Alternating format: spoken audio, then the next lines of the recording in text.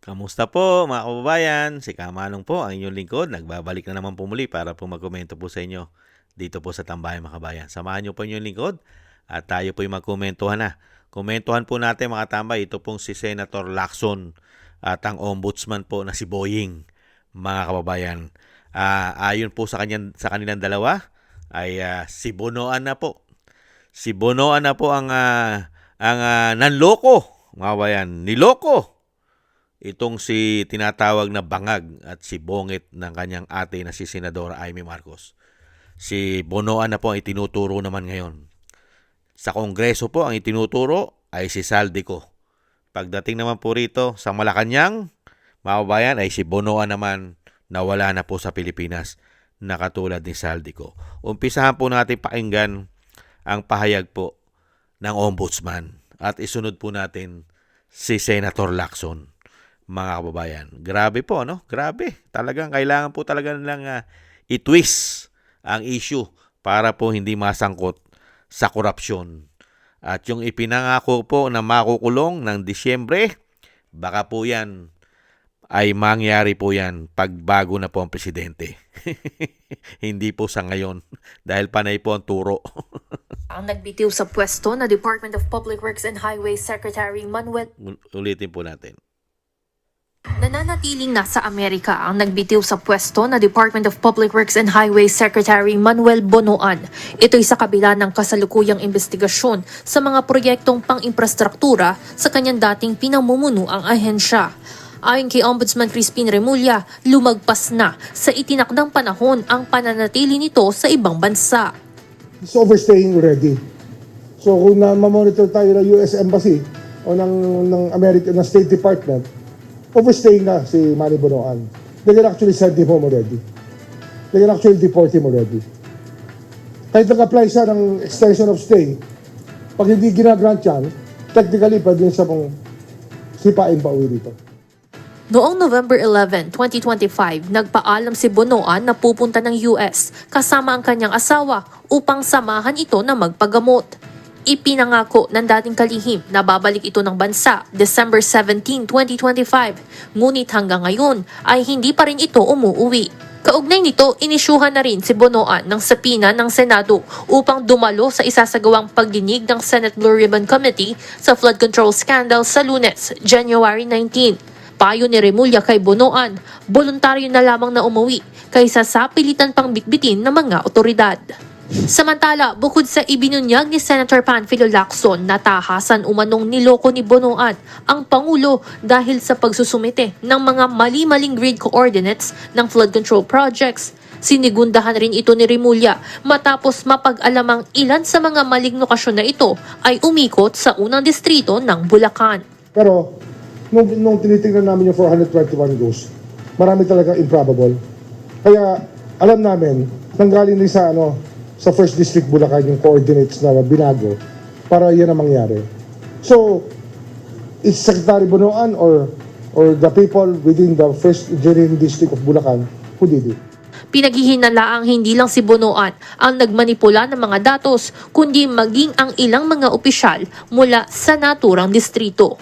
Suspetsa pa ni Remulla, maaaring nasa 30% lang ng 421 ghost flood control projects ang tiyak, ngunit vine-verify pa ito ng Public Works and Highways Department. Matatanda ang isa si Bonoan sa inirekomendang kasuhan ng Independent Commission for Infrastructure sa Office of the Yan po mga tambay, yan po, nakita po natin. Si Bonoan mga tambay, ayon po yan sa ombudsman mga kababayan. Si Bonoan. Ito naman po, pakinggan naman po natin statement naman po ni Senator Lacson pagdating naman po kay Bonoan. Si Bonoan na po mga kababayan. Sir, yung maling grid coordinates ni Sec Bonoan, so technically niloko niya si Pangulo? Hindi technically, niloko niya si Pangulo. In relation to this, I received reliable information that former DPWH Secretary Manuel Bonoan deliberately submitted to Malacanang incorrect grid coordinates of thousands of flood control projects all over the country which form part of the Sumbong sa Pangulo website. This resulted in grossly inaccurate data involving some 421 ghost projects on previously inspected flood control projects earlier reported to the public by the said department, and which they are now trying to rectify by comparing the records in their multi-year planning and scheduling, or MIPS, MYPS, Project and Contract Management Application, or PCMA, and other related documents that remain intact and in the possession of the department. Former Secretary mo, yung information, sir, niya na intentionally mali yung sinabihan before. Yes, very reliable. Sir, may witness, sir, na harap to testify on that. Meron. And what do you make of that, sir? Well, deliberate. Ibig sabihin, no cover up niya talaga.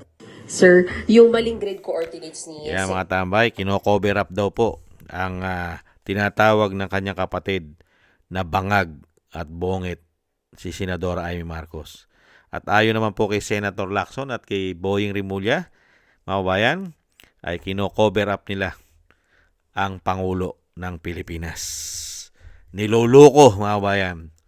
Niloloko po sa datos ang mga proyekto po ng gobyerno. Matindi, no? Talagang paniniwalaan mo pala talaga sila, no? Talagang gusto po ng mga ng senador at ng ombudsman ay paniwalaan po sila sa kanila pong mga sinasabi pong mga pasabog na si Bonoan po, mga kabayan. At yung sinasabi po si Bonoan na hindi na umuwi. Ang tanong, bakit nyo po pinayagan? Matindi po pala ang anomalya ayon sa inyo. Dahil niloko ang Pangulo ayon sa inyo. Biruin mo, niloko ko yung Pangulo, pinayagan mo umalis. Hindi mo ba sarsuela? Di mo ba? At pinakakasuhan na ng ICI, pero pinayagan mo pa rin umalis. Napaka-anomalya ng korupsyon. Trilyon at daan-daang bilyon ang pinag-uusapan, mga kababayan. Pero pinalis mo. Katulad po ni Saldico, hindi na rin po bumalik. Hindi po ba sarsuela? At mga kabayan, kung lalagyan mo ng logic itong issue na ito, napakatapang naman po ni Bonoan para po lukuhin niya, i-cover up niya, baguhin niya ang datos. Hindi po ba? Napakalakas naman po ng loob ni Bonoan na siya lang po ang nagmanipula. At lahat po ng issue ng korupsyon ay hindi pwedeng ma-involve ang Pangulo dahil si Bonoan lang ang nagmanipula ng mga maanomalyang ghost project ng Pangulo na siya po ang Commander-in-Chief ng DPWH. Mga kababayan, napakalakas po ng loob ni Bonoan, ni dating Secretary Bonoan pala. Kabilib-bilib. Biruin mo, Commander-in-Chief mo, lolokohin mo. Siya ang makapangyarihan. Nasa kanya ang power. Di po ba? Nasa kanya, sumusunod sa kanyang militar. AFP, PNP, NBI, DOJ, DILG, pati yata Ombudsman. Hindi po ba? Pati yata Senado at Kongreso ay sumusunod yata kay bongit na tinatawag na bangag na kanyang ate. Tapos, isang DPWH secretary lang ang manluluko. Iko-cover up lahat. Unbelievable. Mga kababayan, napakahirap yatang paniwalaan ang pinagsasabi nitong dalawa na itong umano, ni Boying at ni Lacson. Talagang nakakuha po yata mga kababayan umano ng napakahusay ng mga abogado. Ito pong si Bongit. Napakahusay na abogado po yata ang nakuha tagapagtanggol ng tinatawag na bangag na kanyang ate. Hindi po ba? Napakahusay na abogado ni Bongit umano. Tagapagtanggol umano. Katulad po ni Senator Lacson. At nahandyan ang ombudsman. At ngayon po, ay nakibonoan na po ang hot seat, mga kababayan. Dahil po, tahimik po sila ngayon. Tahimik po sila ngayon kay Saldico. Hindi po ba? Ngayon naman po, si Bonoan naman po ngayon ang nasa hot seat, mga kababayan. Kaya nga po, wala pong mangyayari talaga dito po sa malawakang systematic na korupsyon ng 19 Congress. Mahigit 3 taon. Sino po ang mananagot, mga kababayan? Nagkakanya-kanya na pong turuan. Iniiwas na po, itinatago na po nila ang kanilang ulo. At meron na po silang polgay umano. Meron na pong sacrifice. Meron na pong isinasakripisyo sila umano. Para po lahat ng pagnanakaw ay mailayo po ang issue sa Pangulo umano. Mabuhay po kayo, Boying. Mabuhay po kayo, Senator Lacson. Napakahusay nyo po mag-imbestiga.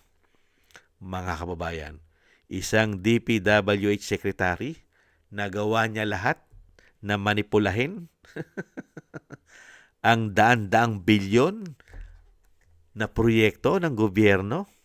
Pambira, napakalakas ng loob mo na magbigay ka ng ganyan detalyado sa Pangulo. Pambihira.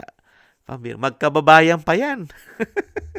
Parehas po yata taga Ilocos pa yan. Parehas taga Ilocos po yata si Bonoan at ang Pangulo, mga kabayan. At matagal na pong magkakasama ang mga tao na yan. Tapos ngayon, kahanga-hanga si Bonoan pagka pinaniwalaan po natin si Senator Lacson at si Boying, mga kabayan. Talagang si Bonoan po ay napakatindi, ano tinatawag doon mga tambay? Napakatigas. At walang takot. Napakatapang na magsinungaling ka at banggain mo ang isang Pangulo ng Pilipinas. Unbelievable! Kaya po mga kabayan, kaya po tinutwist kasi nila umano inilalayo nila issue ron sa male-maleta. Hindi mo ba? Kailangan kasi mailayo yung issue sa maleta. Saka ron sa 100 billion insertion. At mailayo rin po yata issue doon sa 2 billion per month.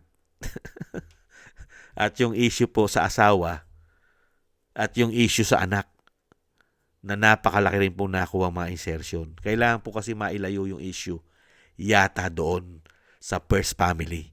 Kaya po kabilib-bilib ang mga taong ito. Kaya kailangan po, hindi nyo po ba napapansin, kung sino po yung pinatatakas nila umano, sila po ang inadidiin. Excuse me po. Pagka po pinatakas ka na o pinaalis ka na umano at pinayagan ka na umalis sa Pilipinas umano ng mga taong ito, ay sila pong iniipit at sila na pong pinagbibintangan, mga kababayan, na nagmanipula. Katulad po ni Saldico at ngayon naman po si Bonoan. Samantalang, kung ang gobyerno ay malinis, kung ang gobyerno po talaga ay malinis at wala pong itinatago, mga kababayan, gagawin mo state witness yan. Hindi po ba? Hindi yung gagawin mo wanted. State witness. Dahil napakarami nila na ituturo ng mga magnanakaw sa gobyerno. Yung mga nangungumisyon kay Bonoan at yung mga kasamahan ni Saldico at yung dinadala ng maleta ni Saldico. Lalong-lalo na kung isasama mo pa yung mga contractors dahil alam nila mismo kung sino mga politiko ang kumakayod ng komisyon sa kanila. Hindi po ba, Boying, Senator Lacson? Yang sila po ang dapat pinoprotektahan para po maituro ang ulo at ugat, ang malalaking ulo na isda. Bakit sila ang hinahabol? Bakit hindi pwede bang kuhanan sila ng katunayan, ebidensya na makapagtuturo sila ng mga sangkot sa mga anomalyang korupsyon? Ngayon, hindi po ganyan na nakikita natin sa kanila. Lahat po ng tumatayo po na testigo at may alam ay kinukulong nila umano. Hinahabol ng batas. Pero yung mga magnanakaw, sitting pretty at may tagapagtanggol pa. Hindi po ba mga kababayan?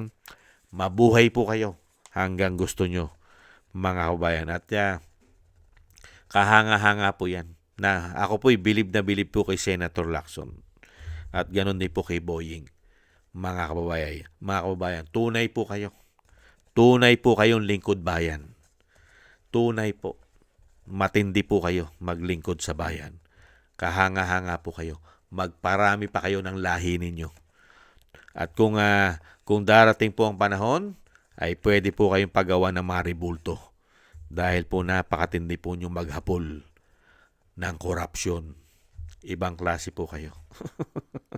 Hindi po ba mga kababayan? Ibang klaseng lahi meron ito mga ito.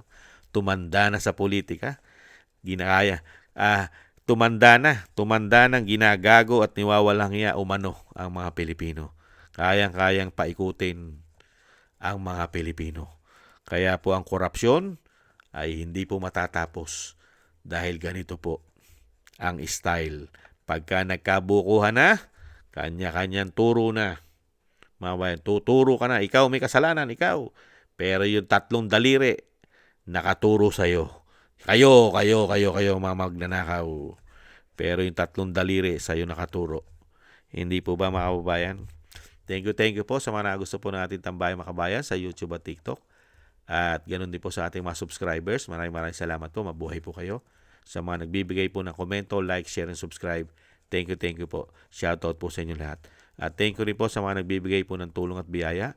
Shoutout po kay Eric Hershaw ng Canada, kay Jake Yahut ng Maisog, California, USA, Gina Ray Solidides ng Berlin, Germany, Julieta Silona ng Sydney, Australia, Kingston ng Hong Kong, ako si Pilam, Ani Jo, Chodorico Erguisa Jr., si Gay at Shena, Tatay Nick ng Canada, at si Balance Vision TV. Thank you po mga kabayan. Shoutout po sa inyo lahat. Ingat po kayo sa inyo po mga paggawa. At syempre po yung ating po mga dasal at panalangin na tayo pong lahat ay maingatan ang ating buong sambayanan at ang pamilya Duterte ay maingatan din po sa kapahamakan tayo pong lahat. At madugtungan pa po ang buhay at kalakasan ng dating Pangulo, mga kababayan. At syempre po, makalabas na po siya sa lalong mabilis. So, maraming salamat po sa mga dasal. Ingat po mga kababayan. God bless po sa inyo. Tiis-tiis lang po tayo. Bye-bye.